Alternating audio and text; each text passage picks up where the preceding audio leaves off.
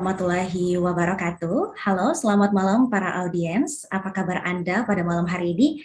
Senang sekali selama 60 menit ke depan, My Ilkom santun, terbuka, dan kritis kembali hadir menyapa rekan-rekan semua. Bersama saya Nisa Pratami, kita ikuti My Ilkom selengkapnya. Para audiens, malam ini telah hadir dua narasumber kita yang sangat luar biasa, dan tentunya hal ini menjadi suatu kehormatan bagi saya, yang mana kita akan mendiskusikan tentang mengintip proses adaptasi pembelajaran hybrid di UIN Bandung. Terlebih dahulu, saya perkenalkan narasumber kita pada malam hari ini. Untuk narasumber yang pertama ada Wakil Rektor 1, Bidang Akademik Universitas Islam Negeri Sunan Gunung Jati Bandung, Bapak Profesor Dr. Haji Rosihon Anwar, MAG, telah hadir bergabung bersama kita. Halo Bapak, selamat malam. Selamat malam. Gimana kabarnya Pak? Sehat? Baik, Alhamdulillah. Alhamdulillah. Untuk narasumber berikutnya telah hadir juga bersama kita Wakil Dekan 1 Bidang Akademik Fakultas Dakwah dan Komunikasi, Bapak Dr. Haji Enjang AS MAG MSI. Halo, selamat malam Pak Enjang. Selamat malam, Assalamualaikum, Kasadayana. Waalaikumsalam. Gimana Pak kabarnya? Sehat? Alhamdulillah, sehat. Alhamdulillah. Selamat malam, Prof. Ya, Pak Wadek. Salam warahmatullahi. Baik, rekan-rekan audiens, sebelum kita memasuki talk show My Ilkom, kita saksikan terlebih dahulu tayangan berikut ini.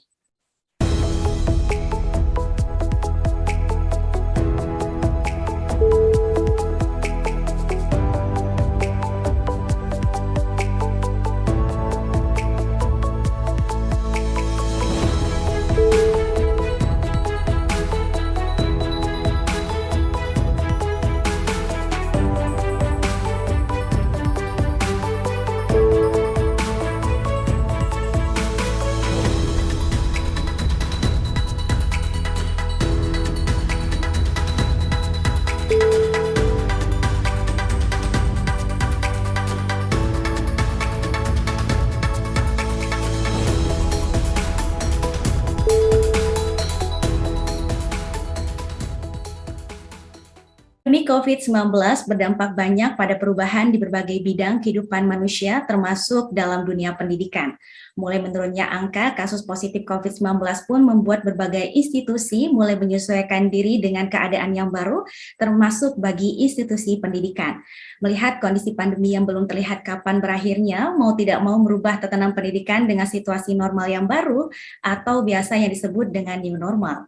Sehingga bagi institusi pendidikan, hal tersebut menjadi tantangan tersendiri untuk memilih implementasi pembelajaran di masa pandemi COVID-19 ini. Termasuk Universitas Islam Negeri Sunan Gunung Jati Bandung, yang mana pada tanggal 15 November 2001 lalu resmi melaksanakan uji coba perkuliahan tatap muka terbatas atau PTMT dengan model pembelajaran hybrid. Baik, para audiens, kita masuk ke dalam sesi diskusi. Saya akan ke Pak Rosihon terlebih dahulu. Mungkin bisa dijelaskan, Pak, terlebih dahulu apa sih sebenarnya metode pembelajaran hybrid ini dan bagaimana kebijakan kampus saat menyelenggarakan pembelajaran hybrid ini, Bapak? Silakan.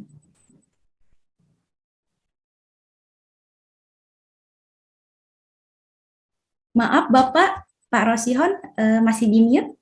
Baik, ya. Terima kasih atas kesempatannya.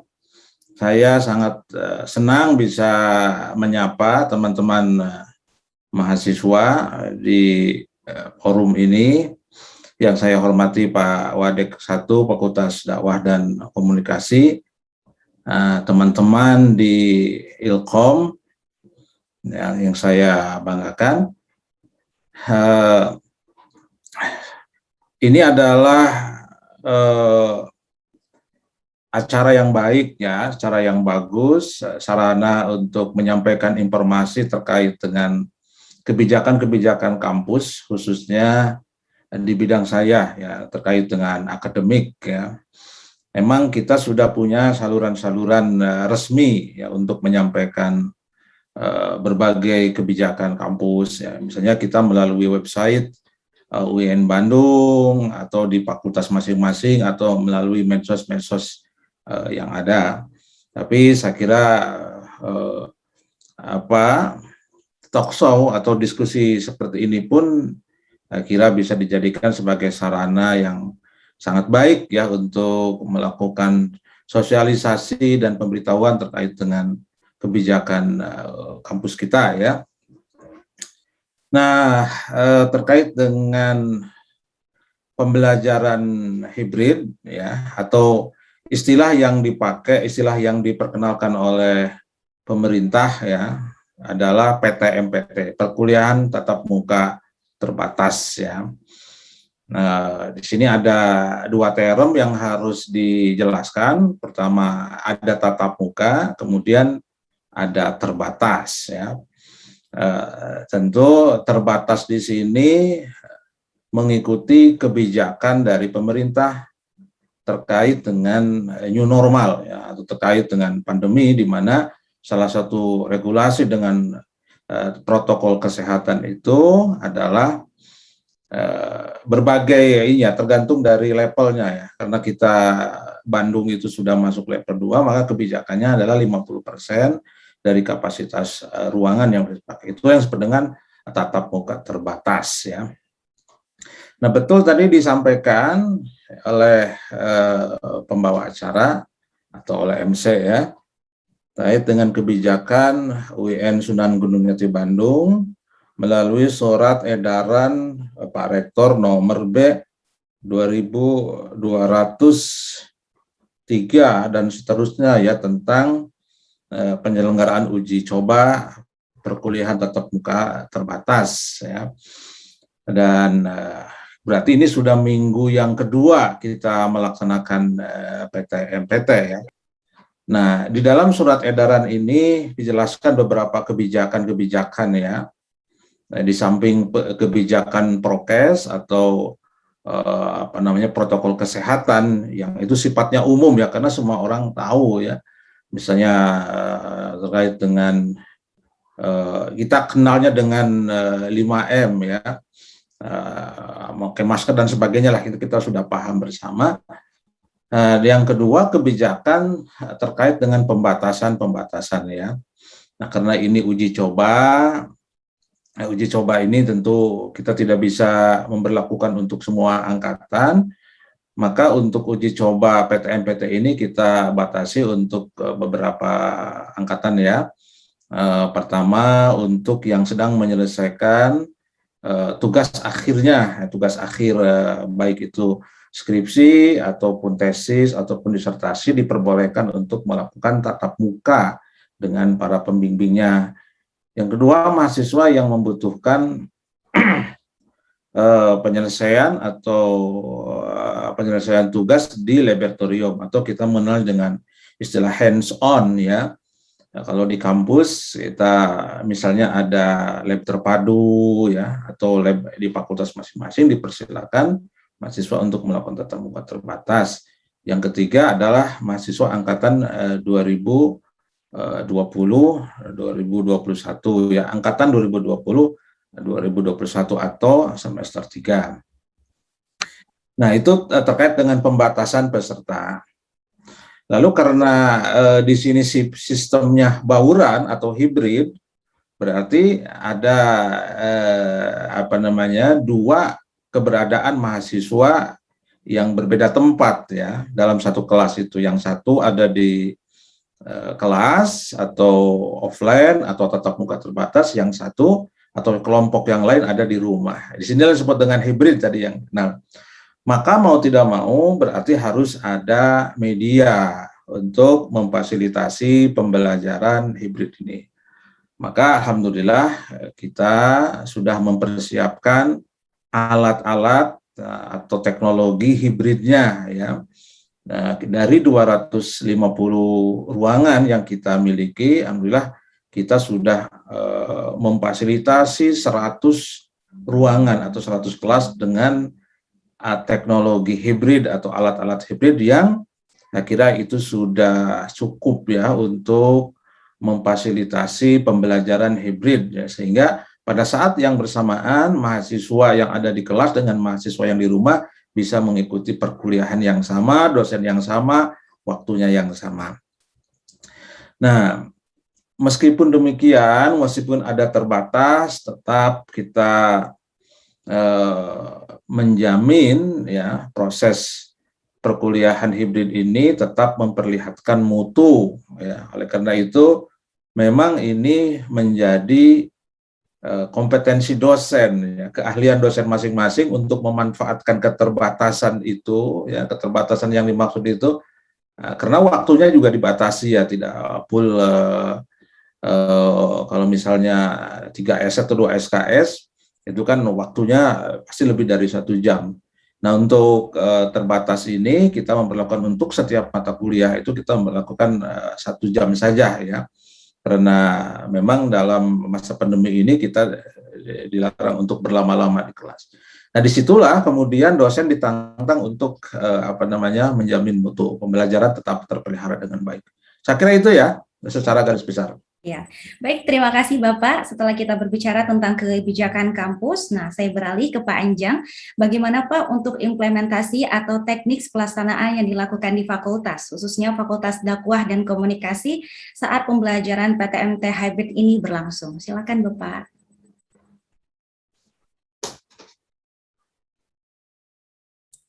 Terima kasih. Assalamualaikum warahmatullahi wabarakatuh. Selamat malam, Prof. Rosihon Anwar, Bapak Warek 1 UIN Sunan Gunung Jati Bandung, yang sama-sama kita hormati dan dimuliakan Allah Subhanahu wa Ta'ala. Kawan, rekan-rekan, ketua jurusan dan seluruh pengelola jurusan di jurusan Ilmu Komunikasi, Fakultas Dakwah dan Komunikasi, fasilitasi kegiatan ini kami ucapkan terima kasih, karena ini merupakan bagian dari ruang untuk mencoba melakukan edukasi tentang kegiatan yang sudah diterapkan di lingkungan UIN Sunan Gunung Jati Bandung. Saya tidak akan menyebut UIN, khawatir didenda, karena kalau salah menyebut UIN nanti malah didenda oleh Pak Warek ini. Maka UIN Sunan Gunung Jati Bandung. Baik, rekan-rekan, izin Pak Wakil Rektor, saya menjelaskan tentang apa yang dilakukan di Fakultas Dakwah dan Komunikasi mengenai kegiatan hybrid learning ini. Menurut saya ingin mengawali dulu bahwa kegiatan hybrid learning ini merupakan sebuah kegiatan yang memang harus diawali dari sekarang, sebagai bagian dari proses adaptasi ketika terjadi pandemi COVID-19.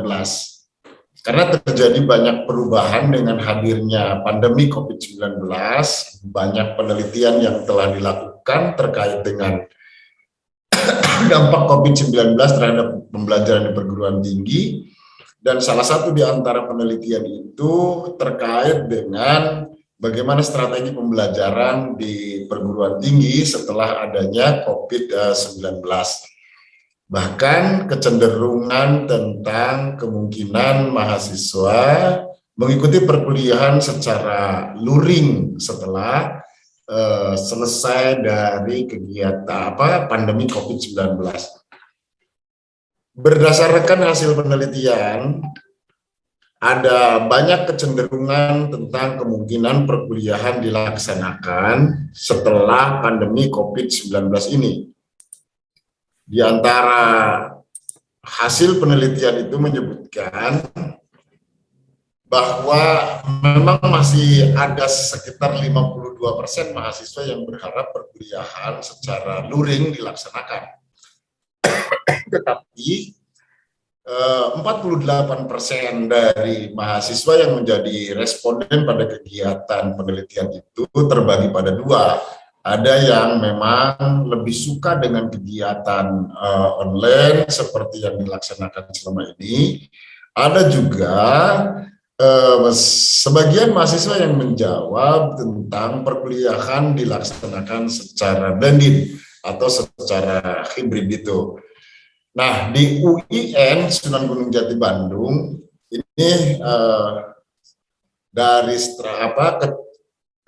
kesigapan, ketanggapan, kemudian respon terhadap perkembangan, kemudian rektor membuat surat edaran.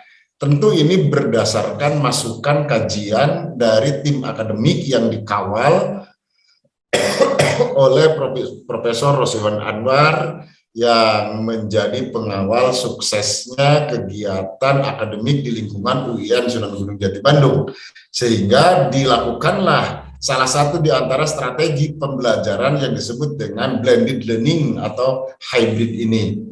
Dan ini merupakan satu kegiatan awal menurut saya, langkah awal yang bisa kita lakukan sejak dini, karena tidak menutup kemungkinan setelah selesainya nanti pandemi COVID-19, kawan-kawan mahasiswa justru sudah lebih suka dengan luring, kuliah di dalam jaringan, dengan daring, kuliah di dalam jaringan. Sehingga nanti jika memang ada kecenderungan kawan-kawan mahasiswa melakukan kuliah di dalam jaringan, maka tidak menutup kemungkinan ada persoalan-persoalan terkait juga dengan mahasiswa yang memang menginginkan perkuliahan di luar jaringan atau secara luring.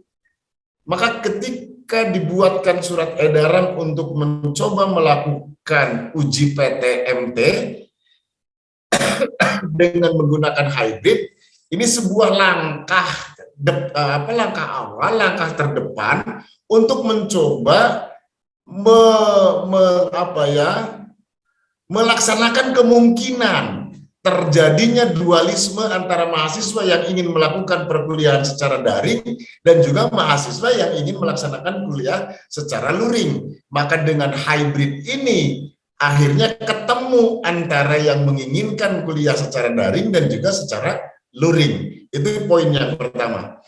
Poin yang kedua, ketika kita berbicara tentang kuliah hybrid ini, memang ini merupakan sebuah adaptasi dari kebiasaan baru setelah adanya pandemi. Karena berdasarkan beberapa penelitian yang dilakukan mengenai dampak pandemi terhadap pembelajaran di perguruan tinggi, salah satu di antara yang muncul dari hasil penelitian itu terjadinya peningkatan penggunaan teknologi dalam proses pembelajaran. Dan kalau tidak ada pandemik, mungkin tidak ada hybrid ini di kita. Ketika tidak ada pandemik, mungkin tidak ada kebiasaan dengan kuliah secara daring. Tetapi dengan adanya pandemi kita dipaksa sehingga kita harus melakukan kuliah secara daring. Dan setelah beres pandemik, tidak menutup kemungkinan mahasiswa sudah merasa nyaman dengan perkuliahan secara daring. Tetapi banyak persoalan yang memang harus diselesaikan. Salah satu di antara persoalannya adalah bagaimana kita masih tetap utuh mempertahankan proses dan mengawal dari core kompetensi yang harus didapat oleh setiap calon-calon lulusan. Karena setiap prodi pasti membuat sebuah wujud ideal profil lulusan yang ditetapkan di dalam sebuah kurikulum. Dan dengan daring, ada persoalan-persoalan yang memang akan ditemui untuk mencapai kegiatan pembelajaran dalam mewujudkan profil lulusan yang sudah ditetapkan di dalam kurikulum itu. Nah, makanya ini sebuah langkah strategis dibuatkan sebuah uji coba perkuliahan tatap muka secara terbatas, tetapi langsung dengan menggunakan hybrid atau blended learning. Nah, kemudian bagaimana di Fakultas Dakwah dan Komunikasi dalam rangka menjalankan surat edaran rektor yang dikawal oleh Bapak Warek 1 ini? Sejak pemberlakuan edaran, 3 hari sebelum kegiatan hybrid yang kita dapatkan, berdasarkan surat edaran itu, kita mendapatkan beberapa peralatan yang dipasok, yang dikirim oleh tingkat universitas. Kemudian kita mempersiapkan beberapa kegiatan dan melaksanakannya beberapa hal yang harus diselesaikan. Pertama, kita membuat jadwal. Karena itu ada persoalan ketika tidak dibuatkan jadwal ulang. Yang kedua, kita melakukan sosialisasi tentang kemungkinan siapa mahasiswa yang ingin melaksanakan kuliah secara luring. Yang kedua, melaksanakan sosialisasi terhadap dosen yang menginginkan atau siap melakukan pembelajaran secara hybrid. Dan yang ketiga, fakultas dengan seluruh pengelola jurusan itu melakukan pengecekan kesiapan. Baik itu kesiapan pada aspek ruangan, kesiapan pada protokol kesehatan, dan kesiapan pada peralatan ketika akan melaksanakan perkuliahan secara hybrid. Alhamdulillah dengan adanya pandemik ini memiliki hikmah ini. Kalau tidak ada pandemi COVID-19, mungkin di Fakultas Dakwah dan Komunikasi ketika berharap mau melaksanakan perkuliahan secara hybrid itu harus mengeluarkan pendanaan sendiri. Tetapi ketika ada pandemi, kemudian ada kebijakan dalam bentuk surat edaran dari Pak Rektor, minimal kita sudah mendapatkan 10 perangkat untuk melaksanakan perkuliahan secara hybrid itu. Dan tentu itu bukan biaya yang murah. Nah, oleh karenanya pasti ada hikmah di balik kejadian yang kita dapatkan. Kemudian, bagaimana proses perkuliahannya? Perkuliahan di Fakultas Dakwah dan Komunikasi, kegiatan hybrid ini dibagi pada beberapa ruang. Ada yang difokuskan di gedung laboratorium di lantai 3, mulai dari U17 sampai dengan U22, dan ada juga ruangan untuk perkuliahan hybrid yang disimpan di lantai 4 Aula Fakultas Dakwah dan Komunikasi. Nah, itu dengan berbagai pertimbangan, karena ketika kita akan melaksanakan perkuliahan hybrid, maka kita harus memiliki jaringan yang stabil. Di antara ruangan atau gedung yang memiliki jaringan yang stabil adalah pertama gedung perkantoran yang menjadi kantor dekanat dan juga jurusan-jurusan serta auditorium yang di lantai 4, dan yang kedua adalah gedung laboratorium, sehingga proses perkuliahan hybrid dilaksanakan dan difokuskan kepada dua gedung tersebut. Begitu barangkali untuk sementara tentang bagaimana kuliah hybrid yang dilaksanakan di Fakultas Dakwah dan Komunikasi. Baik, terima kasih Pak Anjang. Berikutnya saya ke Pak Rosihon. Kira-kira ini sejauh ini apa Pak prosedur dan persyaratan berlangsungnya PTMT hybrid ini Pak? Ya, baik, terima kasih. Saya tadi lupa ya ingin mengucapkan ada Pak Anjang ya, Pak Anjang pengelola Ilkom ya, dan mungkin ada beberapa dosen juga yang hadir ya. Nah, jadi prosedur pelaksanaan PTMPT ya sesuai dengan surat edaran Pak Dirjen. Untuk pelaksanaan PTMPT ini ada beberapa syarat ya. Yang pertama berada di area atau lokasi yang mempunyai level 2 ya. Jadi di surat edaran itu ada beberapa zona ya, ada zona 43, kemudian ada zona 21.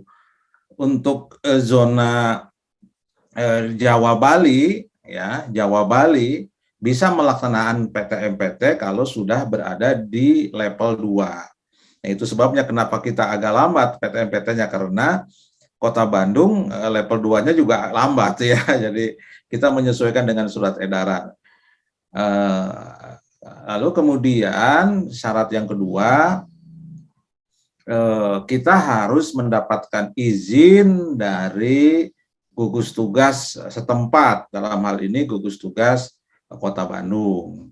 Nah, dua-duanya sudah kita penuhi ya. Bandung sudah level 2, kemudian kita juga sudah mengajukan surat izin ke gugus tugas Kota Bandung dan izinnya juga sudah turun. Nah, atas dasar itu kemudian kita menyelenggarakan mengeluarkan surat edaran. Nah, Untuk calon peserta PTMPT, karena ini sifatnya uji coba dan terbatas, kemudian kita melakukan pendaftaran ulang atau pendaftaran ya bagi mahasiswa yang khususnya untuk semester 3 yang menginginkan untuk melakukan perkuliahan tatap muka terbatas atau offline. Mereka diharuskan untuk mendaftar. Kenapa harus mendaftar?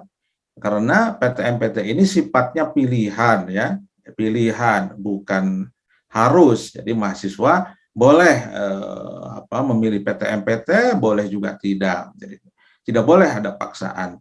Nah, yang mau mengikuti PTMPT juga harus memenuhi beberapa syarat. Ini juga berdasarkan edaran yang ada. Misalnya kita merujuk kepada keputusan bersama di antara 4 menteri ya, ada beberapa syarat. Misalnya mahasiswanya harus sudah divaksin ya, lalu kemudian tidak ada komorbid, lalu kemudian harus ada izin dari orang tua ya, harus ada izin orang tua. Kemudian yang ketiga berkenan untuk mematuhi protokol kesehatan.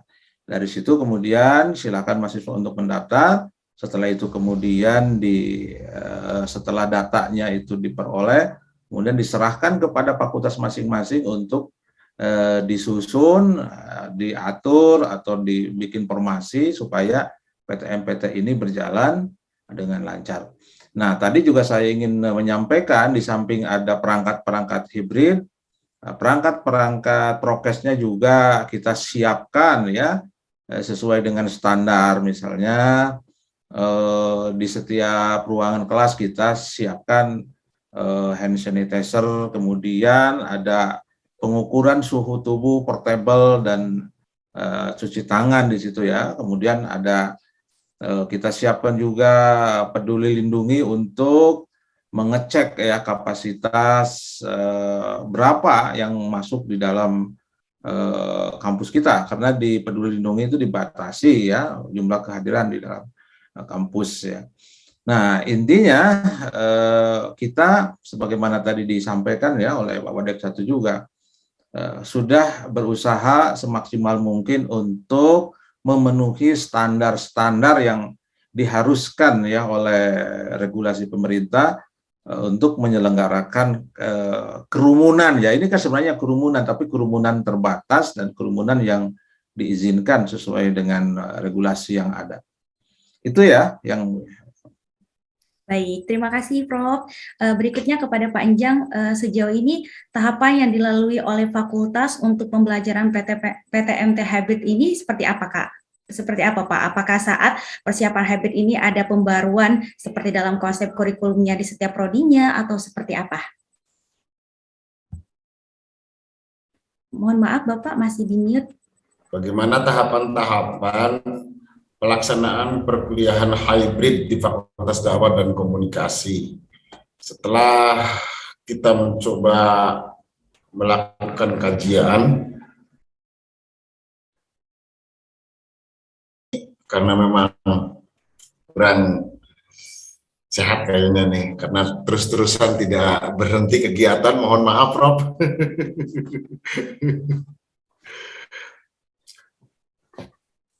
Ada beberapa tahapan yang dilakukan dalam proses perkuliahan hybrid di Fakultas Dakwah dan Komunikasi. Setelah kita mendapatkan surat edaran dari Pak Rektor tentang uji perkuliahan tatap muka terbatas, kita coba pahami dulu tentang surat edaran itu. Kemudian kita melakukan koordinasi dengan seluruh pihak yang terkait dengan kegiatan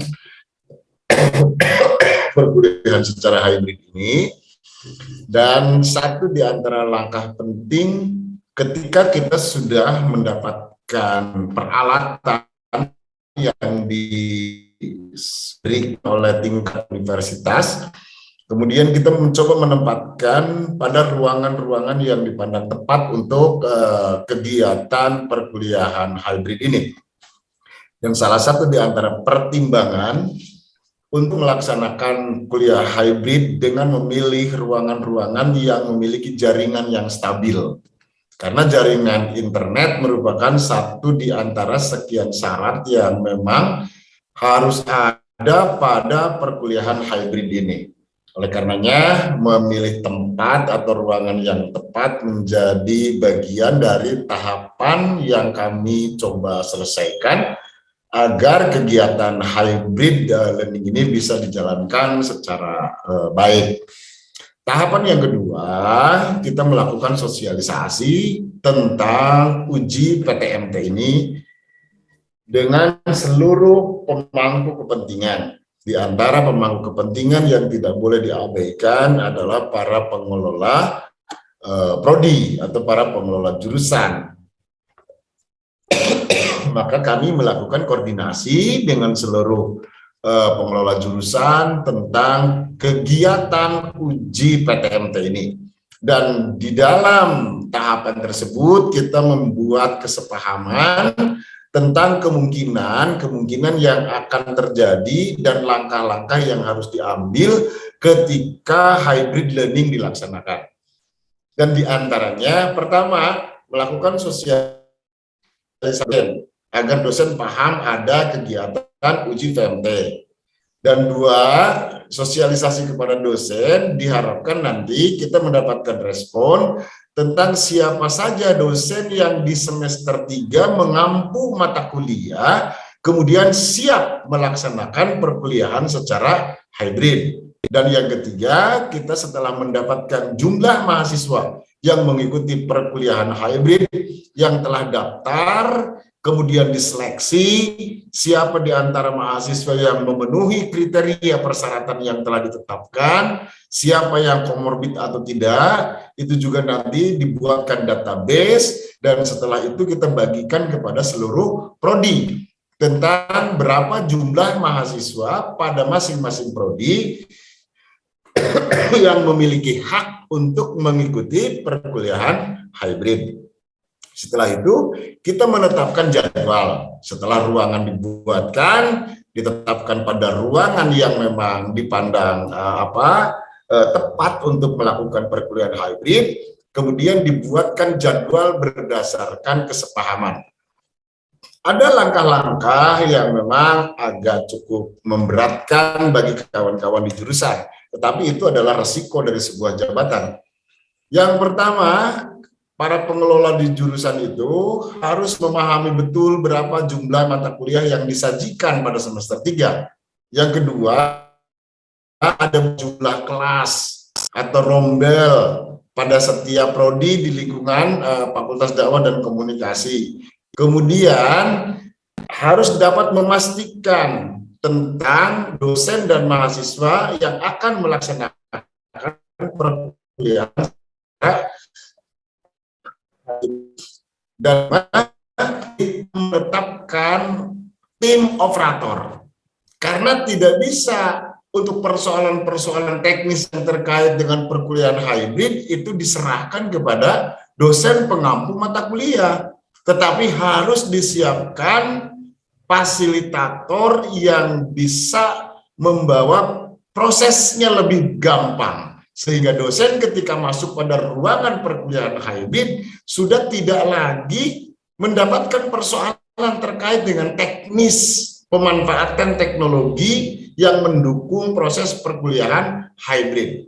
Dan tentu tahap yang terakhir dari perkuliahan hybrid ini, kita melakukan monitoring dan juga membuat evaluasi, kemudian membuat laporan, dan laporannya diserahkan atau disampaikan kepada dekan sebagai pimpinan fakultas, dan juga disampaikan kepada Bapak Wakil Rektor 1 sebagai pimpinan di bidang akademik. Kalau nggak salah, kami sudah melakukan laporan minggu pertama ya Prof ya, tinggal laporan minggu kedua yang belum kami sampaikan.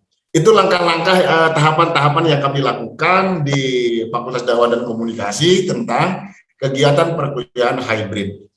Terima kasih, Neng. Baik, terima kasih Bapak. Ternyata Fakultas Dakwah dan Komunikasi juga mempertimbangkan dan juga telah melaksanakan tahapan-tahapan saat PTMT berlangsung ya Pak.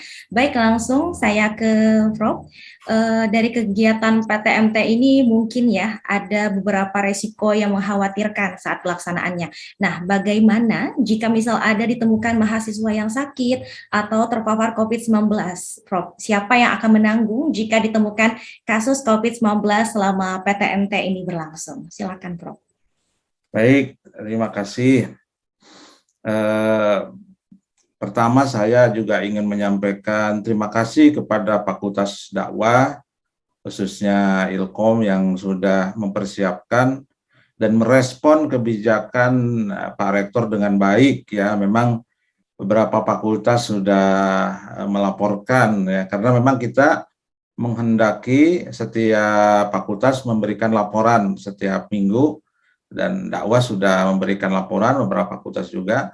Dan alhamdulillah hasil laporan berjalan dengan baik, dengan lancar, termasuk laporan di dalamnya juga laporan terkait dengan adakah yang terinfeksi atau tidak ya. Alhamdulillah sampai hari ini tidak, dan kita berharap mudah-mudahan tidak ada yang tertular ya, karena memang amin. sejatinya kita menerapkan protokol kesehatan dengan baik ya, karena siapapun yang masuk itu harus dicek suhunya ya, dan dengan adanya ketentuan vaksinasi ya, saya berharap mudah-mudahan ketahanan tubuh dari mahasiswa itu sudah baik ya.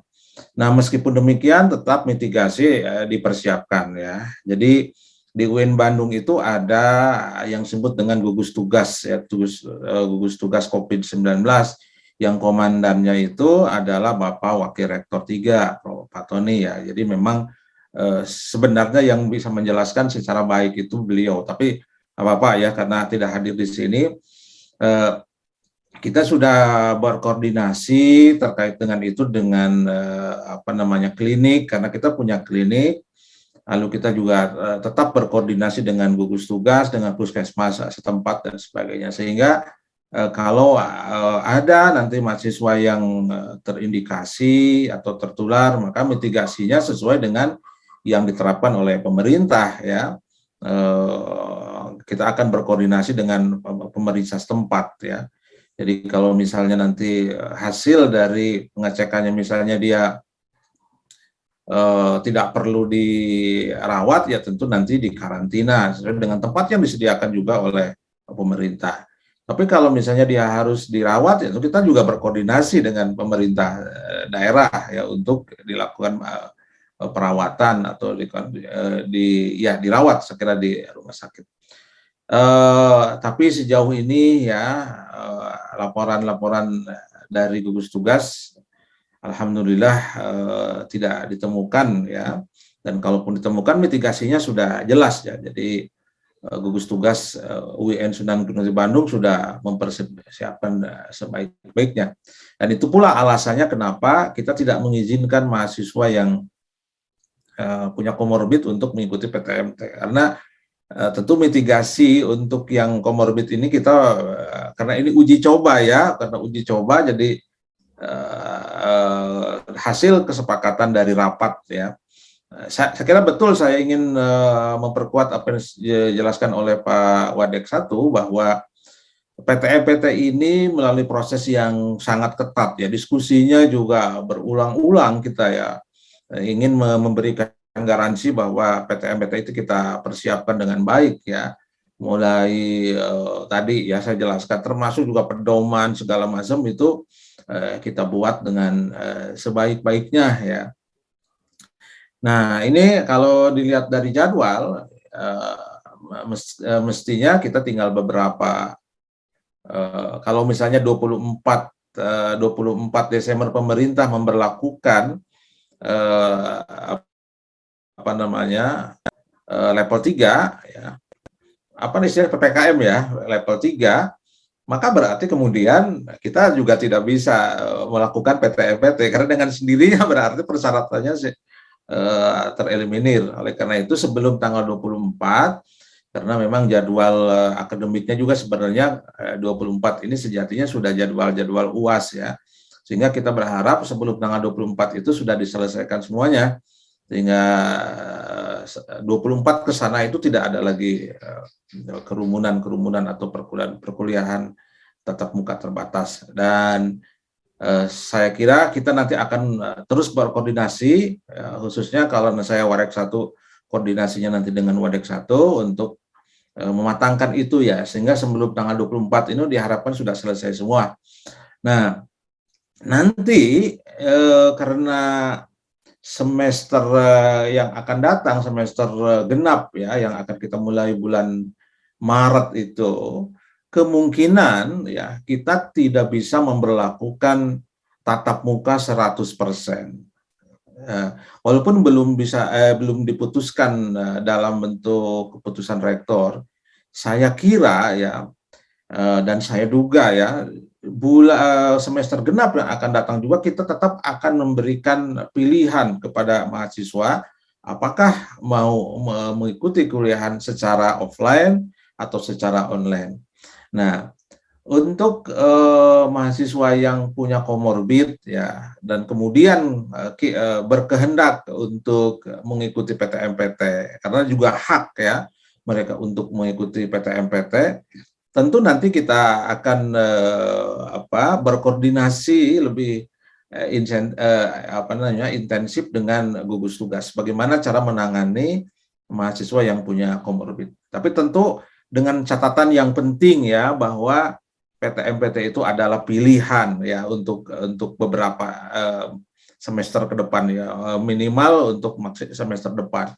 Jadi kalaupun misalnya mahasiswa itu memilih online tidak ada masalah. Kita untuk semester depan juga kemungkinan kita akan tetap memperlakukan model perkuliahan hibrid seperti uji coba hari ini. Jadi uji coba di semester ini sebenarnya dalam rangka kita mempersiapkan supaya lebih matang di semester genap yang akan datang. Sehingga nanti setelah uji coba ini selesai, kita akan koordinasi lagi dengan fakultas, dengan Wadek 1, mengevaluasi di mana sisi-sisi kekurangannya ya.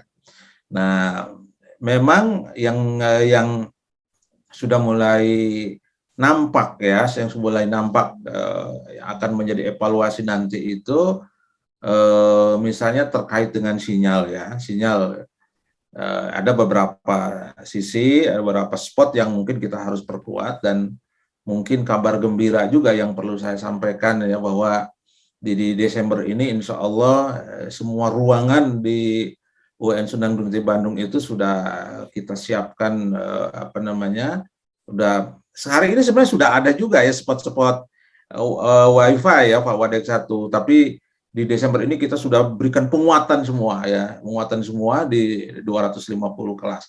Dan kita tahu bahwa di 250 kelas yang ada ini kita sudah di semua ruangan itu sudah ada TV Smart TV ya. Kemudian tadi ada 100 kita sudah siapkan perangkat hibrid, tinggal sisanya nanti mudah-mudahan sebelum Maret itu sudah terpenuhi semua.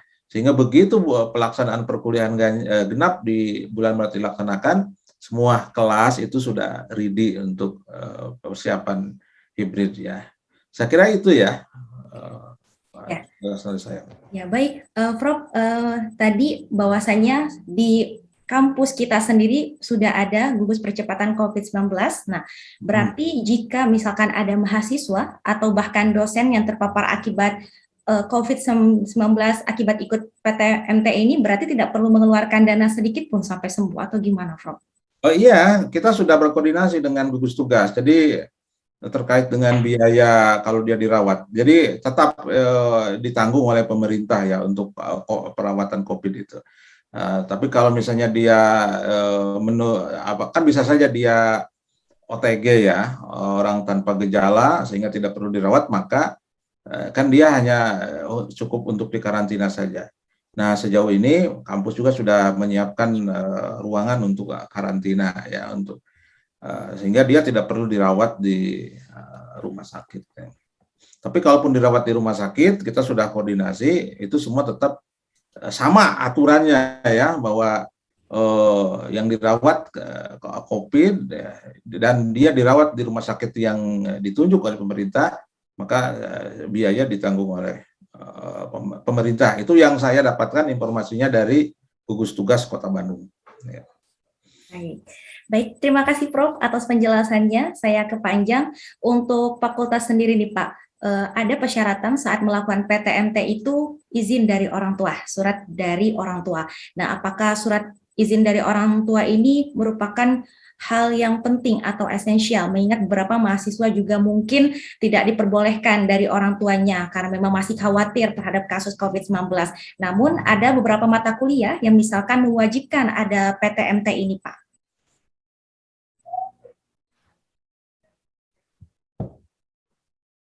Bapak, mohon maaf masih di mute. Maka keputusan apapun, dalam bentuk apapun dan untuk apapun, jika itu sudah menjadi bagian dari keputusan di tingkat rektorat, tingkat universitas, maka fakultas itu bukan memiliki kewenangan untuk mendiskusikannya, tetapi untuk melaksanakan kebijakan yang sudah menjadi bagian dari edaran pimpinan pada tingkat universitas. Jika ada pertanyaan begitu urgennya surat keputusan surat izin dari orang tua, itu menjadi sebuah persyaratan yang tidak bisa ditawar-tawar. Pertama, memang sudah menjadi bagian dari keputusan pada tingkat rektorat. Yang kedua, sudah menjadi bagian dari persyaratan untuk mengikuti perkuliahan secara hybrid. Dan yang ketiga, itu sebagai sebuah proses untuk menunjukkan, sebagaimana tadi di awal telah disampaikan oleh Pak Wakil Rektor, bahwa mengikuti perkuliahan tatap muka secara terbatas itu merupakan hak, bukan kewajiban. Jika memang tidak mendapatkan izin dari orang tua, ya jangan dipaksakan. Kan orang tua juga harus merasa nyaman ketika anaknya diizinkan keluar dari rumahnya, termasuk di dalamnya mengikuti perkuliahan. Jadi bukan untuk didiskusikan, bukan untuk ditawar-tawar, karena ini menjadi sebuah kebijakan, maka tingkat fakultas harus mengawal, mengamankan kebijakan-kebijakan yang sudah diputuskan di tingkat universitas itu. Ya, baik Pak. Berarti saat berlangsungnya PTMT ini, mahasiswa atau mahasiswa yang mengikutinya harus mematuhi juga ya Pak, prosedur dan peraturan serta kebijakan yang telah ditentukan saat PTMT ini berlangsung. Baik, terima kasih Bapak. Saya ke Prof. Ini Prof, PTMT hybrid ini kan sudah berlangsung kurang lebih 1 minggu lebih ya, terhitung dari tanggal 15 kemarin. Nah, sejauh ini bagaimana untuk evaluasinya, Prof? Seperti apa teknis evaluasi yang dilakukan terkait PTMT hybrid ini? Silakan, Prof. Ya, setiap fakultas punya mekanisme cara mengevaluasi ya. Jadi kita berikan kewenangan kepada fakultas untuk melakukan evaluasi. Evaluasi ini ada dua macam ya, evaluasi terkait dengan mutu. Jadi mutu di sini mungkin fakultas memastikan bahwa dosen melaksanakan perkuliahan itu dengan baik ya, memenuhi CPL yang sudah ditentukan, sila ditentukan. Ada beberapa fakultas itu yang setiap ruangan itu juga menyiapkan satu operator. Nah ini operator ini untuk memperlancar penggunaan perangkat ya. Jadi evaluasi yang dilakukan oleh rektorat selama ini adalah tentu setiap akhir minggu kita minta laporan dari setiap fakultas untuk menyampaikan kendala-kendala apa yang terjadi, termasuk juga terkait dengan penggunaan perangkatnya seperti apa, termasuk juga untuk melihat tren mahasiswanya, apakah turun atau seperti apa ya. Dan ada beberapa laporan juga mahasiswa yang mengundurkan diri ya, mungkin karena beberapa hal ya. Saya kira tidak ada masalah ya, tidak ada masalah karena PTMT ini bukan merupakan satu keharusan ya, tapi merupakan pilihan saja bagi mahasiswa. Nah, evaluasi juga dilakukan oleh gugus tugas ya. Jadi gugus tugas berarti terkait dengan pelaksanaan prokesnya seperti apa ya. Pelaksanaan prokesnya seperti apa. Karena di antara prokes yang harus diterapkan itu kan tidak boleh ada kerumunan-kerumunan. Nah, setiap fakultas itu memiliki gugus tugas PTM-PT ya. Jadi mungkin ini juga tadi belum disampaikan ya. Jadi ada gugus tugas COVID-19 itu di tingkat rektorat. Ini ketuanya adalah Warek 3.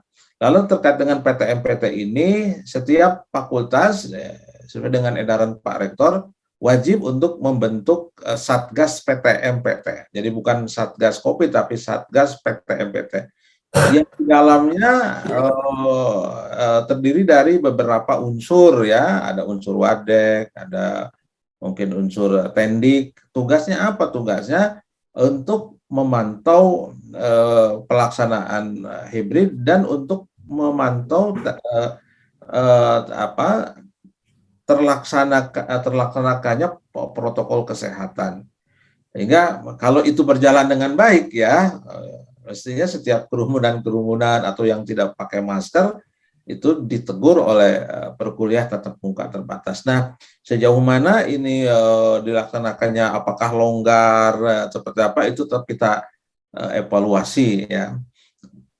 Dan mungkin juga harus disampaikan ya kepada peserta PTM-PT, mungkin di sini ada juga yang ikut ya. Jadi di antara komitmen yang harus diikuti adalah apabila di satu unit, satu fakultas itu ada yang terpapar COVID-19, baik itu dosen atau mahasiswa, maka pada saat yang bersamaan PTM-PT di situ ditunda atau diberhentikan untuk sementara. Nah, inilah sehingga protokol kesehatan ini diharapkan menjadi tanggung jawab kita masing-masing, termasuk juga mahasiswanya dan termasuk juga dosen ya, tendik dan sebagainya yang ada di situ. Karena kalau ada satu orang terindikasi COVID-19, maka bukan saja PTM-PT-nya yang ditutup ya, diberhentikan, tapi juga fakultasnya ditutup untuk sementara ya. Tapi saya berharap ya, karena ini kita Bandung kan sudah level 2 ya, dan kita tahu rate di Indonesia secara umum dan Jawa Barat secara khusus itu sudah mulai berkurang. Tapi walaupun demikian ya, kita tetap harus hati-hati. Jadi mengimbaulah kepada para mahasiswa yang mungkin ya, karena ya namanya juga petugas ya, lalai atau lupa mungkin untuk mengecek ya, karena mungkin karena hujan tidak ada yang mengecek, mudah ada macam-macam. Jadi kesadaran aja ya, kesadarannya. Jadi kalau merasa sakit, merasa panas, sebaiknya jangan datang ke kampus ya. Jadi istirahat aja di rumah. Baik, itu. Baik, terima kasih Prof. Nah, Panjang untuk di fakultas sendiri nih Pak, evaluasinya melalui apa dan seperti apa Pak? Mungkin dilakukan seberapa kali dalam seminggu atau sepanjang PTMT berlangsung atau seperti apa Pak? Kegiatan PTMT ini untuk di tingkat fakultas, karena kita memiliki tim khusus, maka monitoringnya pada setiap waktu. Selain untuk mencoba melakukan pengecekan terhadap kesiapan peralatan yang memang akan digunakan pada perkuliahan hybrid, yang kedua, itu untuk memastikan bahwa kegiatan perkuliahan hybrid itu memenuhi prosedur yang telah ditetapkan. Maka mulai dari pintu gerbang masuk ke fakultas, kawan-kawan mahasiswa di situ sudah harus mentaati peraturan awal. Mahasiswa harus men-scan barcode yang sudah disiapkan di pintu awal. Itu untuk memastikan bahwa kondisi mahasiswa melalui aplikasi Peduli Lindungi, mahasiswa telah memenuhi kriteria persyaratan protokol kesehatan tingkat dasar. Yang kedua, ketika mahasiswa masuk ke ruangan, itu disiapkan scanner untuk suhu tubuh. Artinya, sejak awal mahasiswa sudah akan terdeteksi selain melewati proses dan prosedur tingkat awal di gerbang kampus di depan, kemudian masuk pada wilayah fakultas, dilakukan juga scanning terhadap kemungkinan-kemungkinan, dan ketika mau masuk ke ruangan, mahasiswa juga harus melewati tahapan pemeriksaan suhu tubuh yang di situ dijaga oleh security. Artinya pada tingkat itu untuk melaksanakan protokol kesehatan kita laksanakan secara ketat.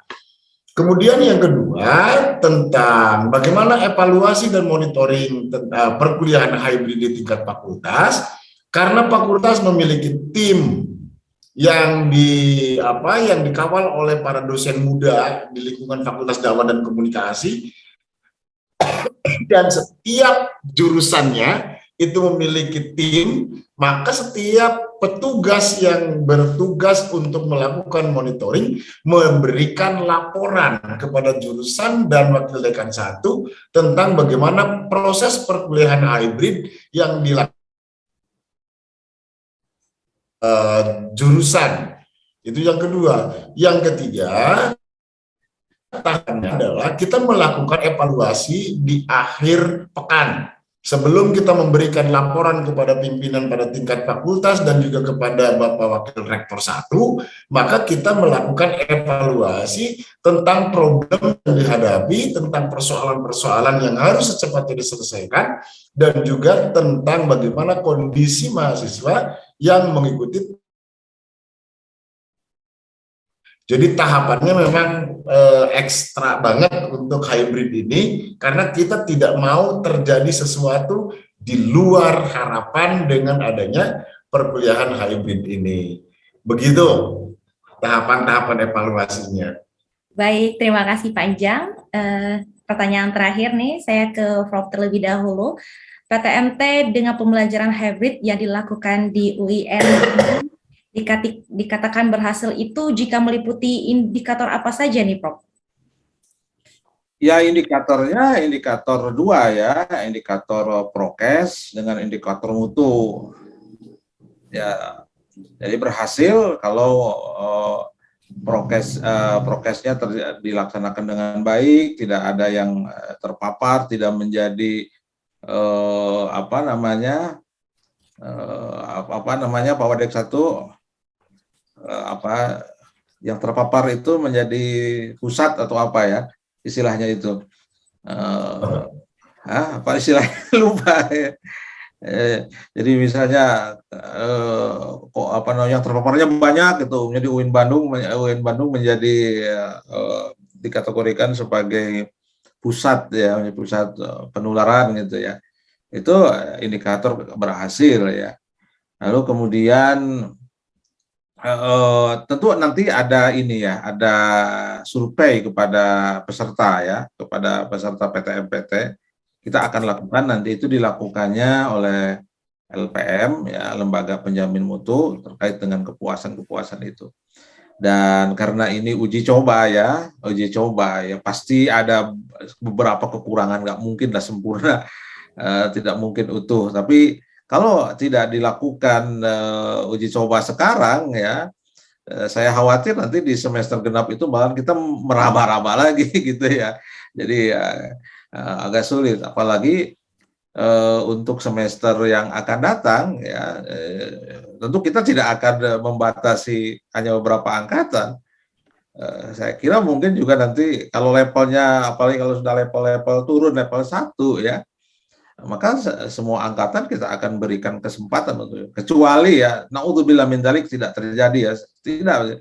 Tapi kalau misalnya terjadi itu naik lagi menjadi level 3 apalagi level 4 ya sudah, berarti pembatasan ketat itu akan terjadi seperti sebelum-sebelumnya. Jadi kita berharap di bulan Februari ya, Bandung khususnya atau Jawa Barat maksimal level 2 ya, atau syukur-syukur level 1, sehingga kapasitas mahasiswa di ruangan pun mungkin akan bertambah, tidak lagi 50%, mungkin 75% ya. Tapi walaupun demikian, kata kunci yang harus diulang-ulang adalah bahwa PTMPT itu atau tatap muka terbatas itu merupakan pilihan bagi mahasiswa, bukan keharusan. Jadi boleh jadi mungkin nanti ada mahasiswa dalam satu semester itu full ya online dia memilihnya. Karena memang harus diakui juga dari sekian jumlah mahasiswa yang ada dan beberapa dosen yang ada, mereka sudah settle ya, sudah betah ya dengan model perkuliahan daring. Sehingga kalau mahasiswa memilih online, mungkin saja selama satu semester itu memilihnya online. Nah, tapi kalau dosen tidak bisa ya, tidak bisa. Kalau mahasiswanya itu ada yang memilih PTMPT, maka dia harus datang. Kecuali kalau dosennya juga punya komorbid dan sebagainya, mungkin nanti ada kebijakan khusus, apakah nanti ada ditambah asistensi dan sebagainya. Dan terakhir mungkin ya, saya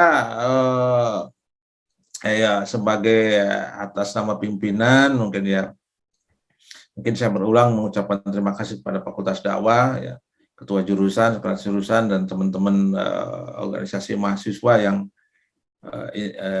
internal ya, yang sudah mengawal PTMPT dengan baik. Dan tentu himbauan ya kepada siapapun yang masuk ke dalam kampus tetap mengikuti prosedur protokol kesehatan dengan baik. Kita berdoa mudah-mudahan selama uji coba PTMPT ini dan sebelum tanggal 24 insya Allah selesai, berjalan lancar, tidak ada yang terpapar, semuanya sehat ya, insya Allah mudah-mudahan. Saya kira itu. Ya, baik, Prof. Terima kasih. Oh iya, Prof, mengenai sanksi nih terkait PTMT berlangsung. Nah, bagaimana jika saat pelaksanaan ditemukan adanya hal yang tidak sesuai dengan kebijakan yang telah ditetapkan? Apakah ada tindakan atau sanksi yang diperoleh baik itu dari mahasiswanya maupun dosen yang bertentangan terhadap kebijakan yang ada, Prof? Ya, kalau pelanggarannya nggak pakai masker kan tinggal ditegur saja lah. Gitu. Ya, saya kira sanksi tidak. Dan ini uji coba ya. Jadi kalau misalnya mahasiswanya ditegur untuk pakai masker nggak mau ya, nah tentu oleh gugus tugas PTMPT dia akan diminta untuk pulang ke rumah ya. Oke. Itu aja. Ya. Selagi hal-hal yang kecil seperti itu, insya Allah bisa kita minimalisir ya, Prof. Baik, rekan-rekan semua, untuk mendukung diskusi kita pada malam hari ini, saya buka kesempatan untuk para audiens yang ingin bertanya kepada narasumber secara langsung dengan menggunakan fitur Raise Hand, lalu aktifkan mikrofon serta kameranya jika sudah dipersilakan. Baik, rekan-rekan audiens yang hendak bertanya, silakan menggunakan fitur Raise Hand-nya serta menghidupkan mikrofon dan juga kameranya jika memang memungkinkan.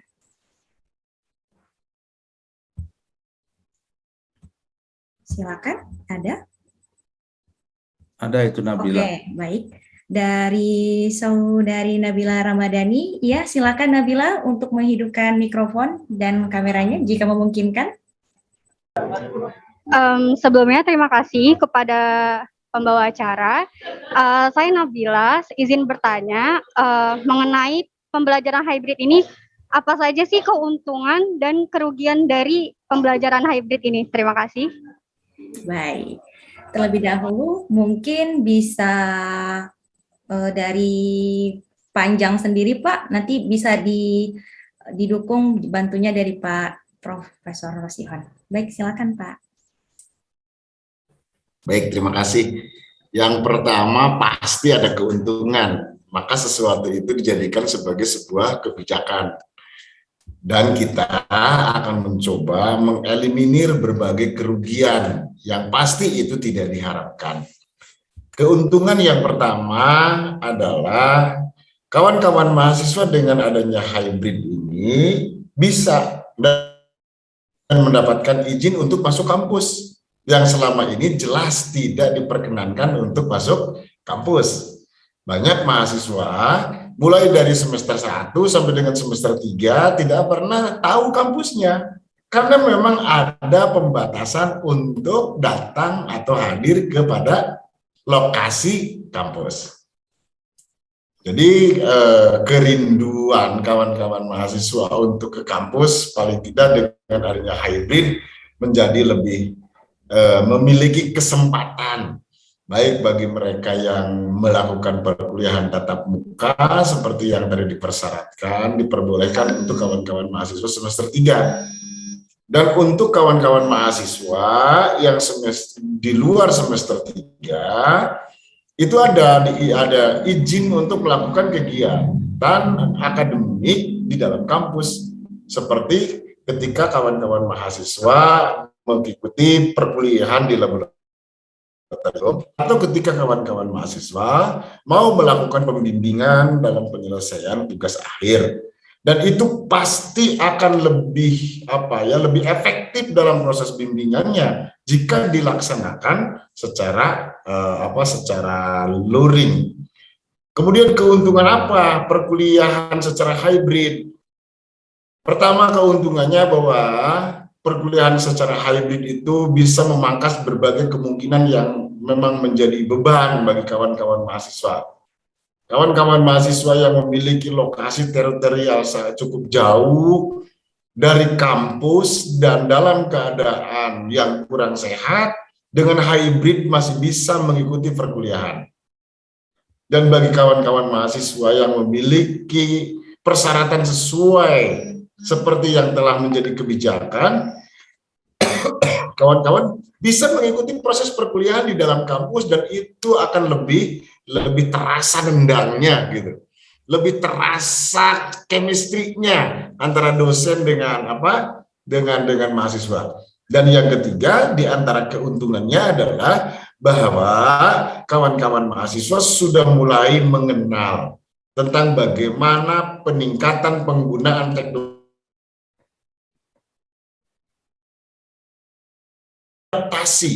dengan kemungkinan pemanfaatan teknologi, dan itu menjadi bagian dari pengalaman belajar yang tidak menutup kemungkinan ke depan akan menjadi bagian dari peralatan yang harus diakrabi ketika kawan-kawan masuk dalam dunia kerja. Jadi ada adaptasi terhadap kebiasaan baru untuk menyelesaikan persoalan yang dihadapi. Apa kerugiannya? Enggak kan? Pertanyaannya untung dan rugi. Sebenarnya tidak ada yang rugi. Bagi seorang muslim, apapun yang didapatkannya tidak ada istilah rugi. Selama kegiatannya dipandang sebagai sebuah langkah ibadah. Ruginya apa? Ruginya jika memang perkuliahan itu tidak dipandang sebagai sebuah proses ibadah.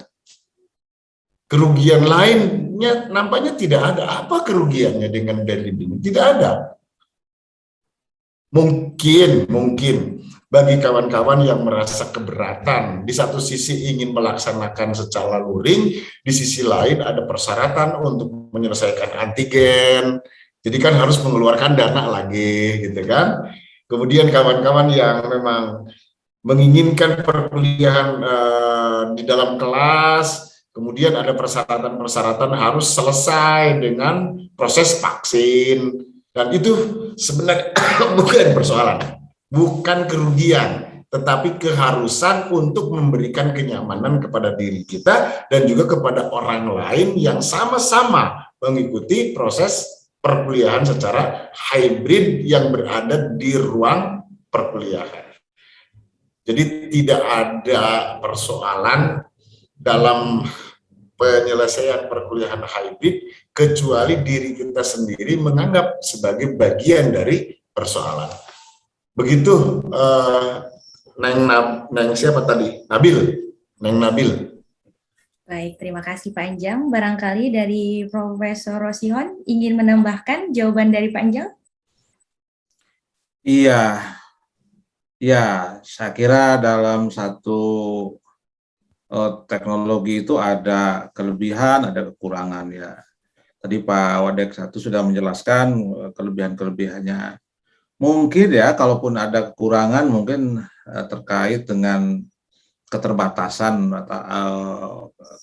tatap muka yang seharusnya SKS itu waktunya sekian, karena ini cuma 1 jam, sehingga mungkin untuk beberapa mahasiswa itu tidak bisa menangkap perkuliahan dengan sempurna ya.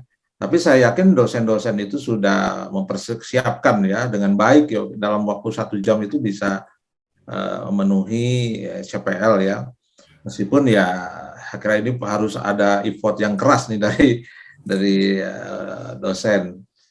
Lalu yang kedua, karena ini masa pandemi, ya tentu tidak sebebas seperti masa normal.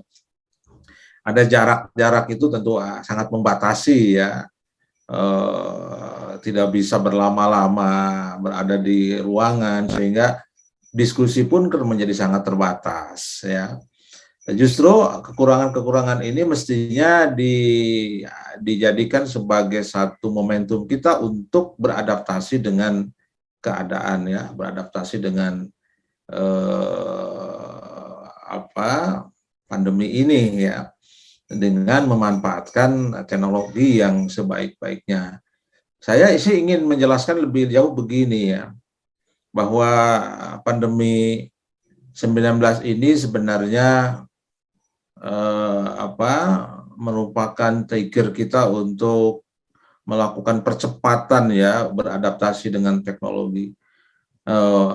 Harus selama 2 tahun ya, hampir 2 tahun kita berada dalam pandemi ini, mestinya ini menjadikan satu momentum kita untuk semakin beradaptasi dengan shortcut ya, dengan percepatan kita meninggalkan sesuatu yang boleh jadi mungkin menguras energi ya, sehingga biasanya kalau kita perlu untuk berkonsultasi dengan dosen, kemudian kita harus menghabiskan waktu, energi, tenaga, biaya, kita akan memanfaatkan teknologi.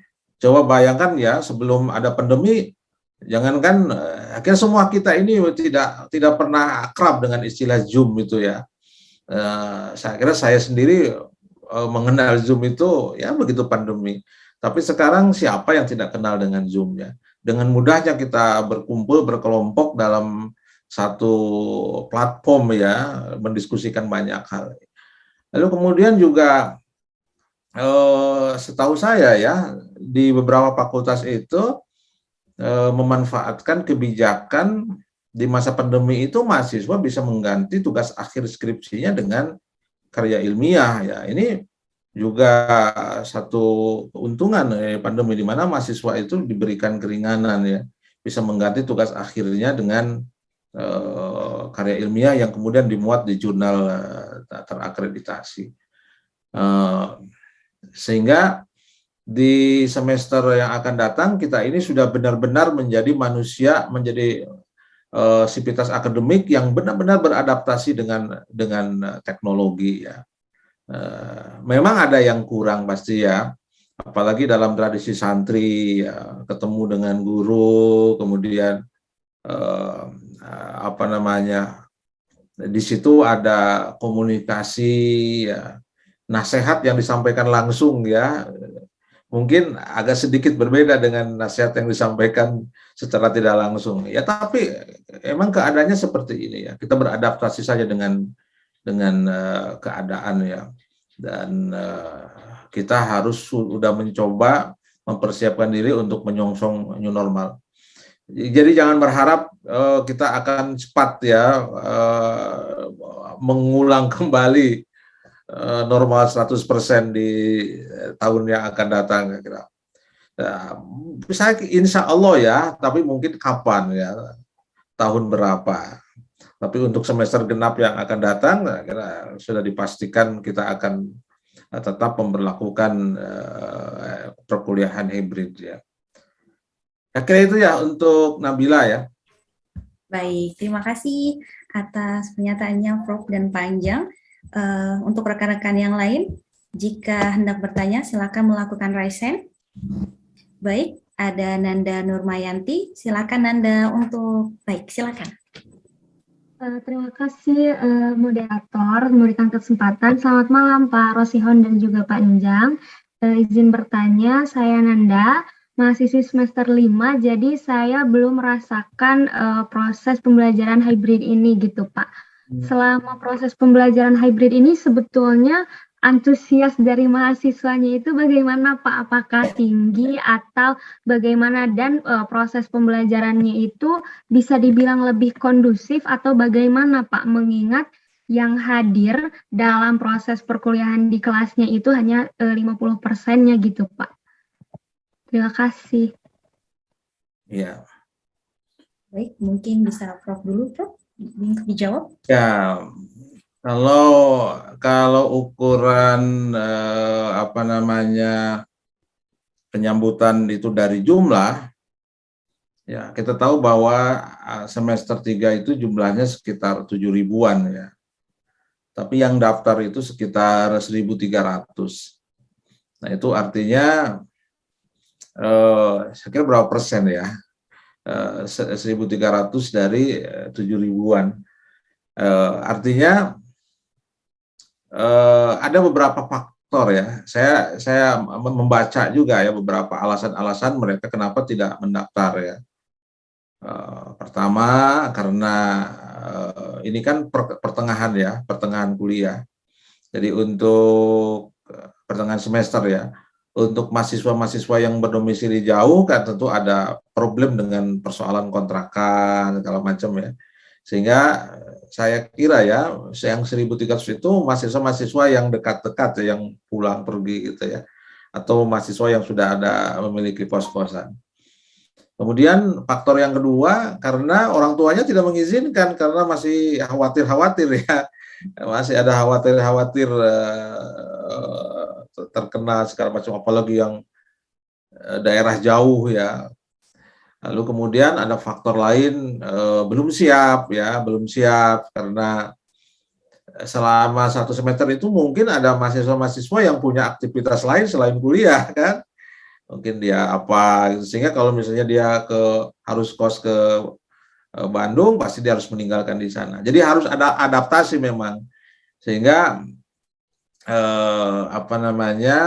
persiapannya mendadak mungkin ya. Ada juga yang sudah daftar kemudian mengundurkan diri. Lalu kemudian ada juga faktor lain karena keberatan untuk di antigen ya. Ya mungkin ada juga yang alergi untuk di antigen karena tidak semua orang juga nyaman ya untuk melakukan antigen itu ya. Sama seperti vaksin juga tidak semua orang itu mau kan dengan suntikan itu ya. Itu wajar ya. Jadi kalau saya sih begini ya, 1.300 itu belum tentu juga menunjukkan bahwa mahasiswa itu tidak antusias. Tetap kita akan lihat nanti di semester yang akan datang ya. Apakah jumlahnya seperti sekarang atau seperti apa. Dan kita harus mengantisipasi ya dan Pak Wadek ya. Seandainya nanti di semester genap ini yang akan datang malahan jumlahnya membludak ya. Tentu kan berarti mitigasinya juga harus lebih baik lagi karena sekarang jumlahnya kan cuma 1.300. Dan 1.300 pun kan dibagi dua. Ada yang di kampus 2, ada yang di kampus 1. Dan waktunya pun kan ini, jadi sehingga tidak terasa, hampir nggak kelihatan ya, nggak kelihatan ada perkuliahan. Jadi kalau kita masuk ke kampus 1, kampus 2, nggak ada orang ya, tetap aja seperti, karena jumlahnya kan sedikit ya. Nah, 1.300 dibagi 2 kampus, kemudian jamnya berbeda-beda gitu ya, jadi nyaris tidak kelihatan. Dan mereka kan tidak boleh berkerumun, begitu selesai ya pulang ya ke kelasnya. Lalu kemudian apakah itu pembelajarannya kondusif atau tidak? Ya ukuran kondusif itu kan tadi ya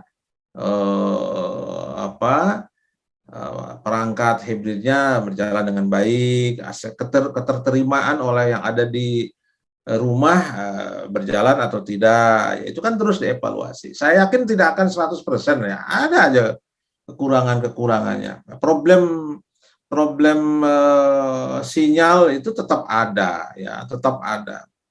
ya, baik yang ada di rumah maupun yang ada di kantor, yang ada di kelas ya. Jadi itu ya gambaran-gambaran antusiasme peserta TNT dengan pembelajaran ya. Ya saya kira itu ya untuk siapa? Nanda ya. Ya. Baik, terima kasih Prof. Untuk Panjang sendiri Pak, tanggapannya?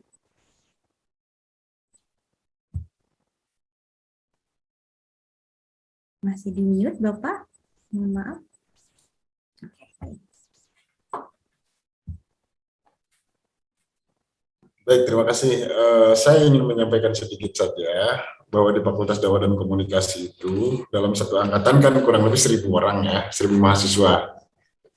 Sekarang yang mengikuti hybrid itu dari 400 sekian yang melakukan pendaftaran, kemudian ada sekitar 220-an, 230 yang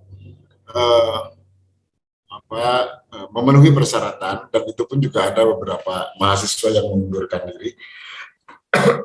Karena seperti yang tadi disampaikan oleh Pak Wakil Rektor, karena pertama dari aspek kesulitan untuk pembiayaan antigen padahal dia sudah mengikuti persyaratan yang lainnya. Terus yang kedua, kemungkinan ada perubahan disebabkan karena memang ada izin dari orang tua yang awalnya sudah mengizinkan, kemudian ada kekhawatiran-kekhawatiran tertentu sehingga anaknya tidak mendapatkan izin lebih lanjut untuk mengikuti perkuliahan hibrid. Dan yang ketiga yang ingin saya sampaikan, perkuliahan hybrid ini merupakan sebuah langkah awal sebagai bagian dari proses adaptasi untuk merancang pembelajaran di era new normal.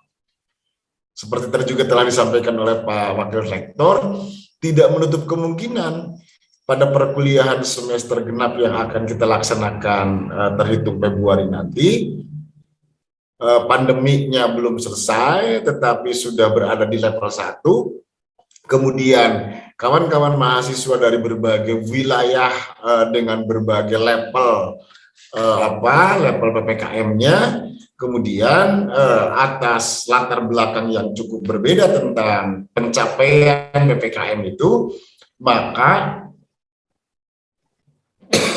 hybrid ini menjadi alternatif untuk tetap melakukan proses pembelajaran dengan berbagai pertimbangan seperti yang tadi disampaikan itu. Jadi ini jangan dipandang sebagai jangan dipandang sebagai sebuah persoalan, tetapi ini bisa dipandang sebagai sebuah kesiapan dan mempersiapkan diri untuk menghadapi new normal pada proses pembelajaran. Paling tidak dengan ada langkah hybrid yang kita lakukan sekarang, kita memiliki pengalaman. Dengan adanya uji coba perkuliahan tatap muka terbatas yang memberlakukan hybrid learning ini merupakan bagian dari persiapan ketika nanti perkuliahan di era new normal, kita harus benar-benar memanfaatkan hybrid learning ini. Begitu. Baik, terima kasih Prof. dan Pak Anjang. Barangkali dari teman-teman yang lain masih ada bertanya? Dari Abdul Manaf, silakan Abdul Manaf untuk menghidupkan mikrofon dan kameranya.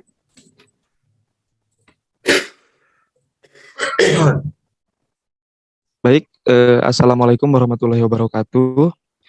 Terima kasih kepada pembawa acara yang telah memberikan saya kesempatan untuk bertanya pada forum ini. Selamat malam juga kepada Pak Anjang AS dan juga Pak Prof. Rosihon Anwar yang sekarang mengisi di acara pada malam hari ini. Saya ingin bertanya, ada 2 pertanyaan. Yang pertama, tadi kalau saya tidak salah menangkap gitu, bahwasanya tadi Bapak mengatakan bahwa perihal sanksi untuk kebijakan ini kurang begitu serius menimbang karena masih tahap uji coba. Nah, bagaimana jika ada yang melanggar baik itu dari dosen maupun dari mahasiswa? Biasanya dalam penerapan kebijakan itu disertai sanksi yang jelas supaya kebijakan dan aturan yang diterapkan itu supaya balance. Seperti itu, Pak. Itu yang pertama. Terus yang kedua, pertanyaannya, sekarang kan pembelajaran tatap muka sudah dilaksanakan secara terbatas ataupun secara hybrid. Nah, bagaimana kegiatan yang lainnya dari mulai seperti wisuda, kegiatan organisasi dan lain-lainnya, itu apakah akan menyusul juga hybrid ataupun offline? Dan jikalau bakal menyusun, kira-kira kapan ya Pak untuk pelaksanaannya? Terima kasih. Baik, terima kasih Pak Naf atas pertanyaannya. Langsung ditanggapi saja dari Pak Rosihon, dari Prof. Mungkin terlebih dahulu. Ya, mungkin nanti kalau lebih puasnya lagi ya, sebaiknya nanti gugus tugasnya diundang ya, karena kapasitas yang bisa menjelaskan itu tentu gugus tugas ya. Kalau saya dengan Pak Wadek satu itu kan hanya persoalan akademiknya saja ya, termasuk juga sanksi dan sebagainya itu kan yang nanti yang menjelaskan adalah gugus tugas ya. Tapi begini ya, apa ini secara umum saja. Maksud sanksi itu kan begini ya, apa namanya? Kalau kita lihat di di level pemerintah juga kan sanksi-sanksi untuk pelanggar-pelanggar itu kan juga masih dalam level-level manusiawi ya. Misalnya ketika ada masyarakat yang tidak pakai masker kan pemerintah juga tidak memberlakukan seketat seperti apa ya, apalagi ini uji coba ya. Jadi pelanggaran yang memungkinkan terjadi itu kan sebenarnya tidak pakai masker, lalu kemudian berkerumun. Nah, maka saya kira kita akan mencoba menghilangkan itu dengan persuasif ya. Kalau dia nggak pakai masker kan berarti kita suruh aja dia pakai masker. Kalau tidak mau ya dia dipersilakan untuk keluar dari area kampus karena apalagi kalau misalnya itu mahasiswa PTMPT karena dia berarti melanggar kesepakatan dia untuk melakukan prokes. Nah, kalau misalnya dia tetap berulang tidak mau itu ya tentu kita akan mencoret dia dari peserta PTMPT. Sehingga nanti gugus tugas PTMPT di fakultas masing-masing berhak untuk mengeluarkan dia dari peserta PTMPT dan dia tidak berhak untuk masuk ke dalam kampus. Itu ya, karena pelanggaran-pelanggaran yang terjadi di pelaksanaan PTMPT kan di sekitar itu saja, tidak pakai masker. Lalu kemudian kalau dia misalnya suhu tubuhnya melebihi 37, ya dia tidak diperkenankan untuk masuk kampus. Tentu sanksi yang bisa berikan ya dia suruh pulang ya, tidak masuk ke dalam kampus ya. Jadi bukan berarti tidak serius kita ya. Kita tetap prokes dijalankan dengan baik ya, termasuk dari proses tadi mulai masuk dan sebagainya. Jadi kita di surat edaran itu sudah ada itu yang panjang itu ya. Di surat edaran Pak Rektor itu sudah ada penjelasan. Kemudian kita punya pedomannya itu sendiri, itu panjang itu. Oh, harus ini. Jadi begitu mahasiswa itu dia tidak pakai masker, ya dia tidak bisa masuk kampus sehingga pelanggaran itu tidak terjadi ya karena dia tidak masuk ke dalam area kampus karena.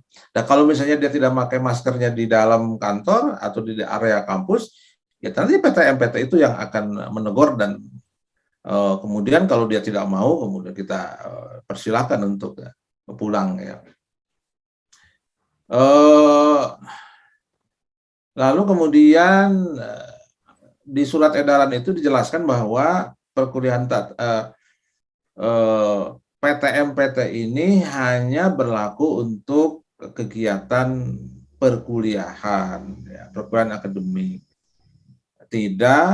Belum mengizinkan untuk perkuliahan atau aktivitas kegiatan kemahasiswaan untuk surat edaran yang sekarang ya semester ini.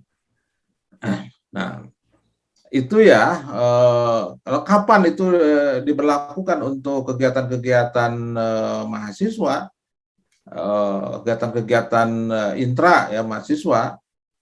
Ya, kalau semester ini tidak diberlakukan ya berarti kita berharap semester depan ya. Tergantung dari kebijakan dan edaran dari pemerintah. Jadi yang harus saya sampaikan pula bahwa kita ini di kampus di Universitas UIN Bandung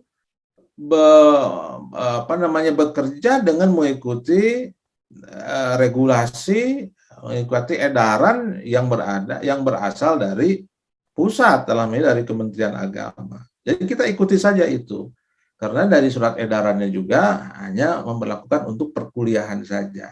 Nanti semester depan kalau misalnya mengizinkan untuk kegiatan mahasiswa pun ya tentu kita mengikuti.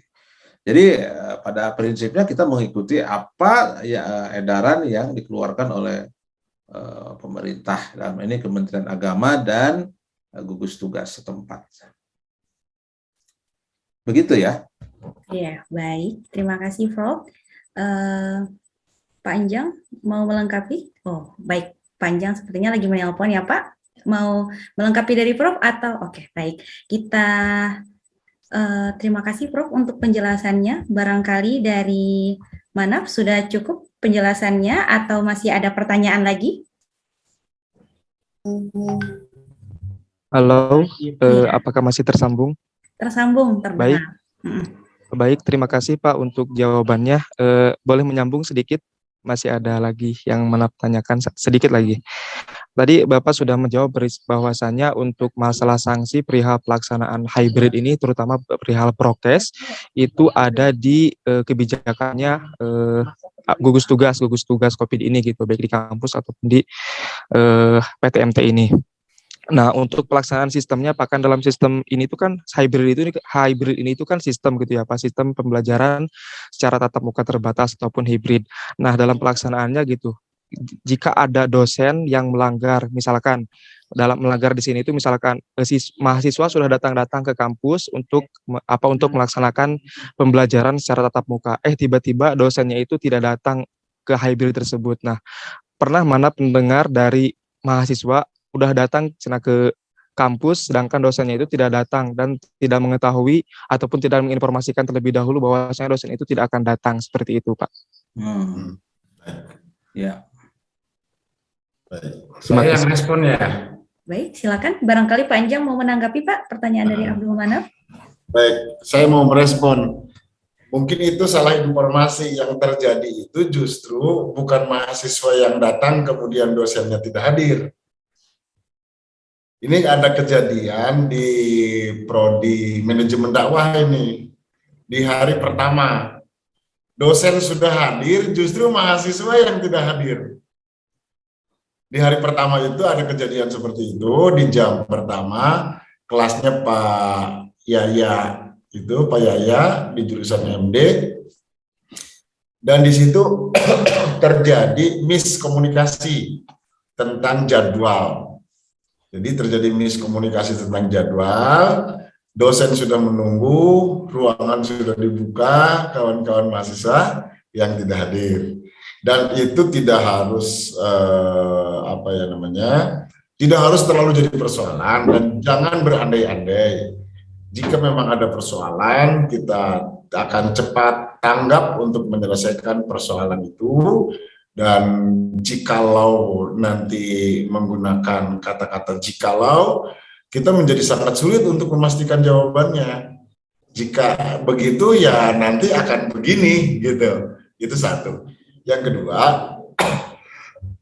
kita akan selalu memantau, melakukan monitoring terhadap kegiatan-kegiatan hybrid. Terlebih kita akan sangat menghargai kawan-kawan mahasiswa yang sudah datang ke kampus. Dan jika ada persoalan seperti yang tadi disampaikan oleh Manaf, kami akan selalu mencoba mendapatkan dan selalu berupaya mencari informasi-informasi tentang kemungkinan-kemungkinan problematika yang terjadi di dalam proses perkuliahan hybrid ini. Begitu. Terima kasih. Baik, terima kasih Pak Anjang. Barangkali Profesor ingin menambahkan, Prof? Ya, bentar. Ya saya kira sudah cukup tadi. Jadi mungkin ya karena ini uji coba ya, mungkin uji coba ya pasti ya apa namanya tadi seperti dijelaskan Pak Wadek satu ada kesalahpahaman mungkin saja ya, kan namanya uji coba ya. Dan terkait dengan jadi meskipun ini hibrid ya pandemi tetap aturan-aturan umum terkait dengan sanksi-sanksi itu tetap ada ya. Jadi sanksi yang bersifat umum lah, misalnya bukan hanya kepada mahasiswa, dosen juga sama. Kan ada aturan-aturan umum ya. Kalau apa namanya ada pelanggaran seperti ini, sanksinya seperti ini ya. Tapi kalau tadi ada mahasiswa datang, dosennya tidak ada, memang saya juga baru dapat laporan sekarang ya. Tadi penjelasannya sudah ada. Karena ini ya ada di dakwah, Pak Wadek satu saya sudah menjelaskan mungkin seperti itu kejadiannya ya. Tidak, bukan berarti. Saya kira tidak ada lah apa iya setega itu dosen mahasiswa lagi dalam masa pandemi begini kemudian datang dosennya nggak datang, rasa-rasanya nggak mungkin ya. Apa namanya seperti itu ya, kecuali yang tadi itu karena ada salah paham. Baik, sudah cukup ya Prof? Ya baik. Baik, kita cukupkan saja sesi pertanyaannya. Terima kasih kepada rekan-rekan yang sudah bertanya. Mungkin sebelum menutup acara kita pada malam hari ini, ada yang hendak disampaikan dari Prof sendiri dan Pak Anjang sebagai closing statement-nya. Ya, baik. Pertama, saya sangat senang bisa hadir di sini dan bisa saja nanti saya diundang lagi ya untuk informasi yang lain. Mungkin nanti kita bicara tentang bagaimana model pembelajaran masa depan ya. Nanti dengan Pak Wadek satu bicara karena pasti kita ada berubah ya terkait dengan itu. Lalu nanti kita mungkin bicara tentang kampus merdeka, itu ada isu-isu banyak yang bisa bicarakan ya, MBKM, lalu kemudian implementasi MBKM seperti apa. Nanti mungkin kita juga bicara tentang pengganti skripsi seperti apa, banyak ya isu-isu. Saya senang lah bisa berbagi. Kalau bisa sih fakultas lain juga sama ada cara seperti ini. Kemudian yang kedua,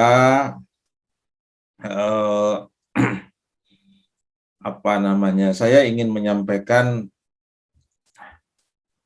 terima kasih ya kepada semua pihak ya, atas terlaksananya PTM-PT yang sedang berlangsung dengan ini. Ya. Karena ini tentu berjalan atas dukungan kita bersama. Baik itu pimpinan, dosen, lalu kemudian pendik, tenaga satpam, ya satpam yang terus berada di depan ya meskipun hujan. Ini hujan ada angker ngiuhan ya ada karunya itu ya. Jadi mungkin tidak bisa full karena kalau lagi hujan.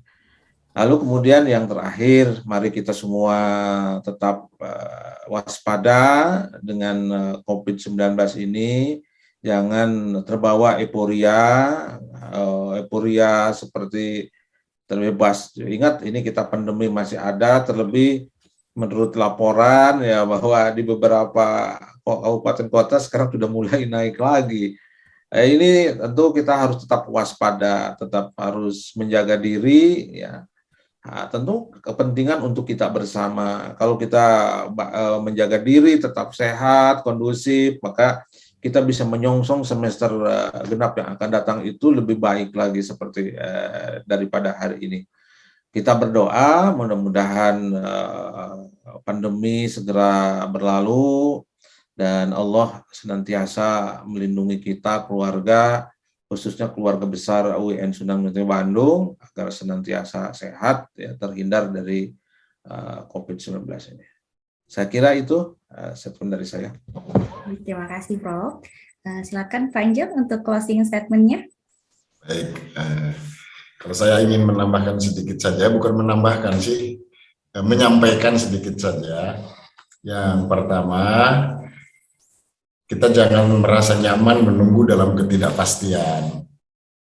Oleh karena itu, apapun inovasi yang bisa kita lakukan, maka itu yang harus menjadi bagian sebagai sesuatu yang menjadi pilihan. Kita tidak harus khawatir dengan berbagai persoalan yang mungkin akan kita dapatkan sebagai resiko ketika kita mengambil sebuah pilihan. Karena pilihan apapun yang kita ambil itu akan berbanding lurus dengan resiko yang akan kita terima. Jangan khawatir untuk melakukan inovasi, tetapi juga jangan terlalu jumawa. Inovasi itu adalah sesuatu yang terbaik. Kita tetap aja berada pada pertimbangan dan perhitungan, kemudian kita juga melangkah untuk mendapatkan sesuatu yang terbaik. Saya pikir semuanya bisa kita selesaikan bersama ketika kita bekerja bersama-sama dan sama-sama kerja. Terima kasih Pak Wakil Rektor yang telah memberikan beberapa kebijakan yang menurut saya ini sebagai bagian dari persiapan masa depan. Dan yang kedua, terima kasih juga atas kehadirannya untuk memberikan penjelasan kepada anak-anak kami lingkungan Fakultas Dakwah dan Komunikasi. Tentu di tengah-tengah kesibukan Pak Warek, ini merupakan sesuatu yang sangat berharga bagi kami dan anak-anak kami di Fakultas Dakwah dan Komunikasi. Terima kasih sekali. Baik, terima kasih karena sudah di penghujung waktu. Terima kasih banyak kepada Profesor Rosion Anwar dan Bapak Anjang AS atas keluangan waktunya untuk bisa bergabung bersama kami di acara Talk Show MyIlkom pada malam hari ini. Semoga Bapak selalu sehat serta diberikan kelancaran dan kemudahan untuk segala urusannya. Insya Allah semoga kita bisa bertemu lagi di lain kesempatan.